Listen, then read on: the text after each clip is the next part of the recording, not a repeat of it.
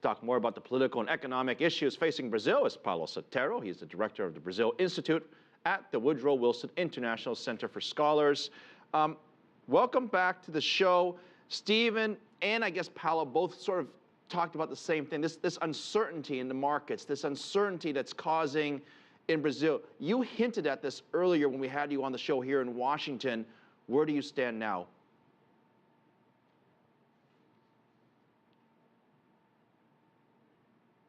I think there is anxiety about a stalled economy with growing inflation. What you see in the streets is a manifestation of that preoccupation. You have a rising middle class in this country that have enjoyed some good times, that have believed in this promise by political leaders of a more prosperous, a more equitable society. They have tasted some of that, but they fear that that is being lost, and they are in the streets to tell people that, to tell their governments, that their government, to tell themselves that they want more democracy, they want more results on things that affect their lives. The bus tariff issue is symbolic of that. The rising middle class in Brazil is fed up with bad services. They want more quality in services, more education, more health care, things that affect let me just stop you for a second. lives. Paulo, if we are who in is Brazil in the streets? Is it the middle class? The 7th largest economy. Is it the middle class, or is it the working class that's protesting this?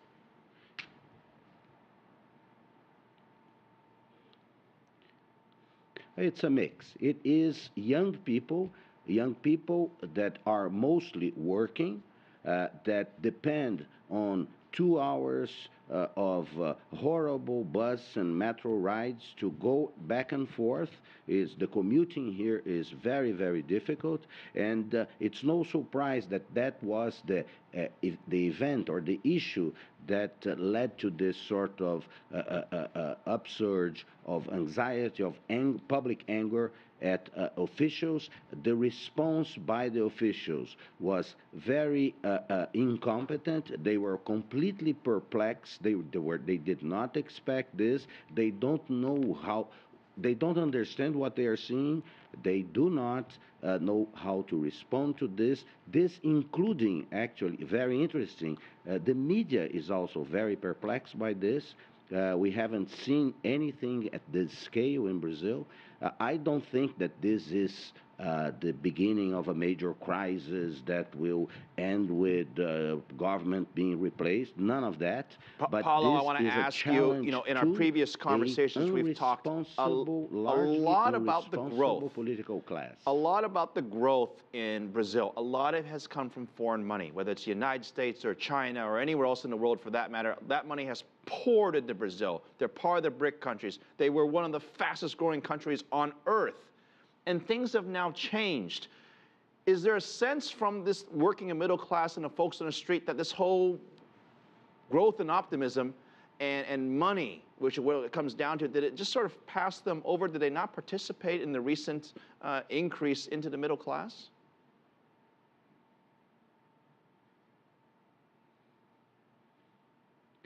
No, they are part of this middle class, but that they see that their benefits are starting to escape them. And they want more. They like it. They like what they saw. They like to participate, to buy televisions, to buy cars, etc., etc.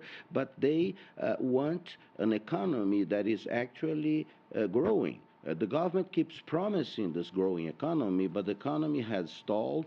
The government has been very bad in managing expectations here, and the country needs the reform that the country needs. We know what reforms we have to have here, from tax to better regulation to the question, very important, the question of misuse of public funds, of corruption. So, the anxieties that you see in the markets about Brazil are here, obviously. Brazilians know Brazil and are feeling that we may be losing this promise of becoming this prosperous middle-class country that we think we are capable of being.